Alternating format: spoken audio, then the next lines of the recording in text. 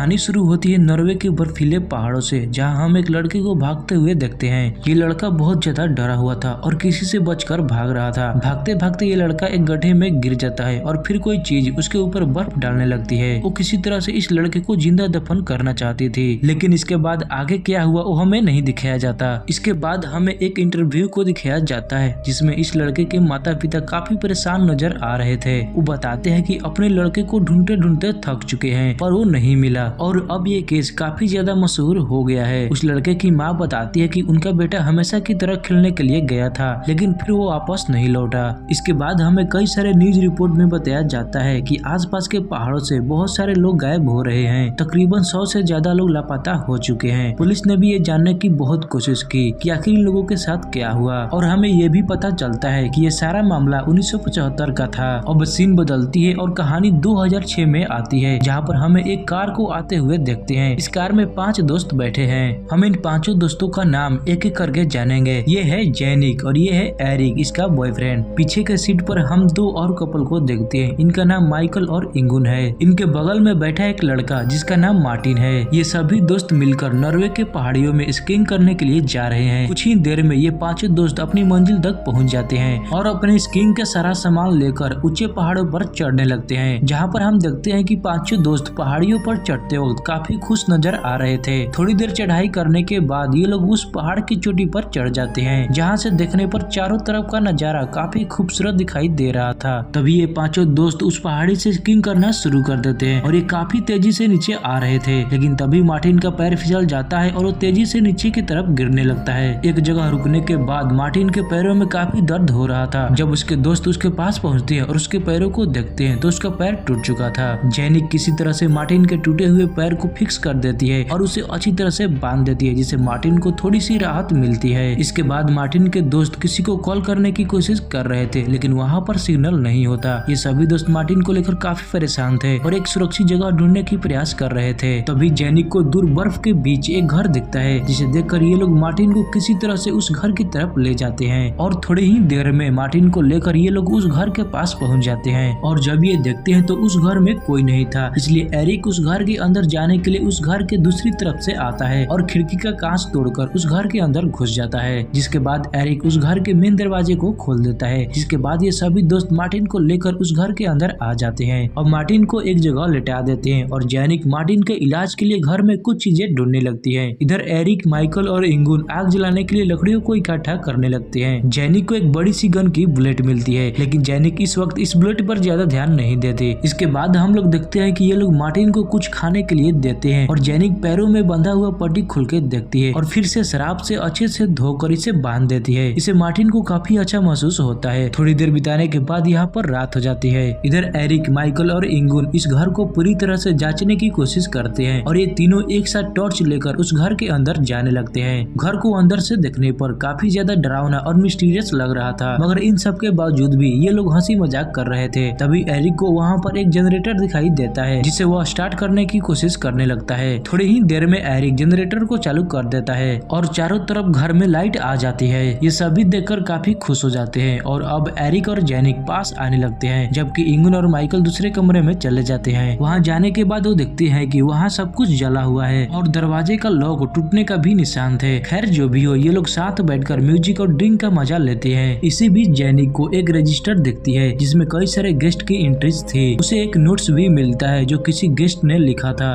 कि हम जानते हैं कि तुम अपने लड़के को ढूंढ लोगी। ये उस डायरी का आखिरी नोट था जिस पर साल 2075 की तारीख लिखी हुई थी, यानी लगभग आज से 30 साल पहले। अब ये लोग सोचते हैं कि शायद यहाँ पर कोई गायब हुआ होगा। इसी बीच जेनिक को एक फोटो भी मिलती है जिसमें एक कपल के साथ उनका बेटा भी था। ये वही लड़का था जिसको हमने कहानी के शुरुआत में देखा था। पार्टी खत्म होने के बाद माइकल और इंगुन ऊपर के कमरे में चले जाते हैं। एरिक और जेनिक नीचे मार्टिन के साथ ही रहते हैं। जब माइकल इंगुन के करीब आने की कोशिश कर रहा था तो इंगुन कहती है कि उसे थोड़ा सा समय चाहिए। ये सुनकर माइकल को गुस्सा आ जाता है और कहता है कि इंगुन मेरे भावनाओं के साथ खेल रही है। इंगुन उसे समझाने की कोशिश करती है और कहती है कि वो उससे प्यार करती है, बस चाहती है कि वो उसे अच्छे से समझे। लेकिन माइकल की ये बात बुरी लगती है, इसलिए वो वहाँ से चला जाता है और जाते वक्त देखता है कि एरिक और जेनिक मार्टिन को टॉयलेट करा रहे थे। माइकल का मूड खराब था, इसलिए मूड को ठीक करने के लिए माइकल म्यूजिक को ऑन कर देता है। दूसरी तरफ हम इंगुन को देखते हैं, जहाँ पर उसे अचानक से उसे किसी के होने का एहसास होता है। जब उसे चेक करने के लिए वो जाती है तो देखती है कि वहाँ पर कोई नहीं था, लेकिन फिर भी वहाँ इंगुन को अच्छा महसूस नहीं हो रहा था, इसलिए इंगुन वहाँ से जल्दी निकलने की कोशिश करने लगती है। लेकिन तभी अचानक कोई इंगुन पर हमला कर देता है और इंगुन बुरी तरह से घायल हो जाती है। किलर इंगुन को साथ ले जाने की कोशिश करता है, लेकिन किसी तरह से इंगुन वहाँ से निकलकर अपने दोस्तों के पास पहुँचने की कोशिश करती है, लेकिन दरवाजा बंद होने के कारण इंगुन दूसरी तरफ से भागती है। वो अपने दोस्तों के पास पहुँचने ही वाली थी, लेकिन तभी वो किलर इंगुन को मार देता है और उसके बॉडी को अपने साथ लेकर चला जाता है। दूसरी तरफ इन चारों दोस्तों को तनिक भी भनक नहीं लगती कि यहाँ पर एक किलर घूम रहा है। तभी जेनिक माइकल से इंगुन के बारे में पूछती है तो माइकल बताता है कि इंगुन अपने कमरे में आराम कर रही है। अगली सुबह हम फिर से माइकल को देखते हैं जो इंगुन के लिए खाना लेकर उसके कमरे के पास जाता है। काफी देर तक दरवाजा ठोकने के बाद भी अंदर से कोई रिप्लाई नहीं आता। माइकल को लगता है कि इंगुन अभी भी उससे नाराज है, इसलिए माइकल खाना को दरवाजे के पास ही रखकर चला जाता है। अगली सुबह एरिक पास के टाउन में जाने वाला था ताकि मदद ला सके। बाहर मौसम अभी भी खराब था, लेकिन एरिक किसी तरह अपने दोस्तों के लिए मदद लेने के लिए निकल जाता है। तूफान की वजह से उसे आगे बढ़ने में मुश्किल हो रही थी। थोड़ी दूर जाने के बाद एरिक देखता है कि बर्फ पर खून गिरने का निशान है। वो घबरा जाता है और खून के निशानों का पीछा करता है। थोड़ी दूर जाने के बाद एरिक को इंगुन की लाश मिलती है। उसे देखकर एरिक के रोंगटे खड़े हो जाते हैं, लेकिन इससे पहले कि वो कुछ समझ पाए वही किलर जिसने इंगुन को मारा था पीछे से एरिक पर हमला कर देता है और इसे भी मार देता है। दूसरी तरफ होटल की लाइट झिलमिलाने लगती है, इसलिए माइकल और जेनिक जनरेटर के पास जाते हैं। उनके जाने के बाद मार्टिन का आंख खुलती है। वो देखता है कि उसके पास कोई नहीं है। वो आवाज लगाता है, लेकिन किसी का भी रिस्पॉन्स नहीं आता। मार्टिन घबरा जाता है और खुद ही अपने दोस्तों को ढूंढने के लिए निकल जाता है। इधर जनरेटर के पास माइकल और जेनिक जनरेटर को ठीक करने की कोशिश कर रहे थे। तभी उन दोनों को एक खुफिया दरवाजा मिलता है। दोनों उस दरवाजे को खोलकर अंदर जाते हैं और उन्होंने देखा कि अंदर बहुत ज्यादा सामान रखा हुआ था, जैसे बहुत सारे चश्मे, कार की और कुछ अंगूठिया भी रखा हुआ था। उन्हें लगता है कि ये सामान शायद होटल के मालिक का होगा। जैसे जैसे वो और अंदर जाते हैं उन्हें एक और कमरा मिलता है जो शायद पहले यहाँ कोई रहता होगा। इसी कमरे में उन्हें कुछ न्यूज़पेपर के टुकड़े मिले जिनमें ज्यादातर उस छोटे लड़के की बात हो रही थी जिसे हमने फिल्म के शुरुआत में देखा था।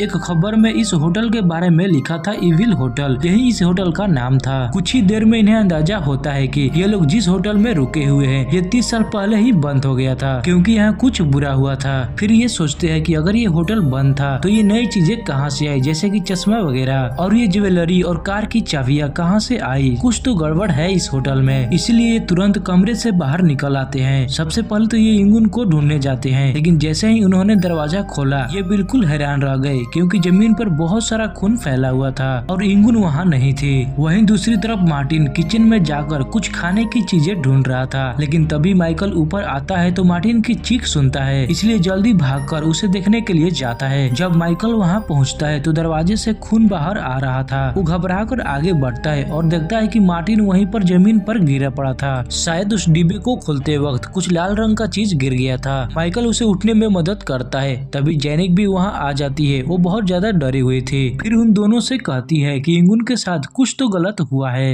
वे लोग जल्दी से उस कमरे में जाते हैं जहाँ माइकल को इंगुन का नेकलेस मिलता है जो खून से सना हुआ था। ये सभी बहुत डरे हुए थे और यहाँ से निकलने की सोचते हैं, लेकिन तभी बाहर से दरवाजा बंद होने की आवाज आती है। इस आवाज से घबरा कर ये तीनों एक कमरे में चले जाते हैं और अंदर से दरवाजा बंद कर देते हैं। जेनिक कहती है कि उन्हें एरिक के आने का इंतजार करना चाहिए जो उनके लिए मदद लाएगा, लेकिन माइकल को लगता है कि ये लोग यहाँ ज्यादा देर तक छुप नहीं पाएंगे और इंगुन को भी तो ढूंढना था क्योंकि माइकल को तो नहीं पता था कि वो मर चुकी है। माइकल एक चाकू उठाकर दूसरे कमरे में जाकर इंगुन को ढूंढने लगता है। वो जोर जोर से आवाज लगाता है, लेकिन तभी वो कातिल उस पर हमला कर देता है, लेकिन माइकल किसी तरह से बच जाता है और भागकर मेन डोर से बाहर निकल जाता है। माइकल एक जगह छुपकर कातिल के जाने का इंतजार करता है क्योंकि इस ठंडी मौसम में माइकल और कहीं भाग नहीं सकता था। जैसे ही वो कातिल वहाँ से चला गया, माइकल दोबारा जेनिक के पास जाता है और बताता है कि उसने एक बहुत बड़ा आदमी देखा जिसके पास एक कुल्हाड़ी थी। ये बात सुनकर सभी डर जाते हैं। तभी माइकल जेनिक से कहता है कि उन्हें मौका देखकर यहाँ से भाग जाना चाहिए। अब मार्टिन चल नहीं सकता था, इसलिए इसलिए यहाँ से छोड़ना होगा। लेकिन जैनिक ये नहीं चाहती थी कि वो मार्टिन को अकेला छोड़कर चली जाए, इसलिए माइकल गुस्से में अकेला ही यहाँ से निकल जाता है और दूसरी तरफ भागने की कोशिश करता है, लेकिन उसका पैर किसी चीज में फंस जाता है।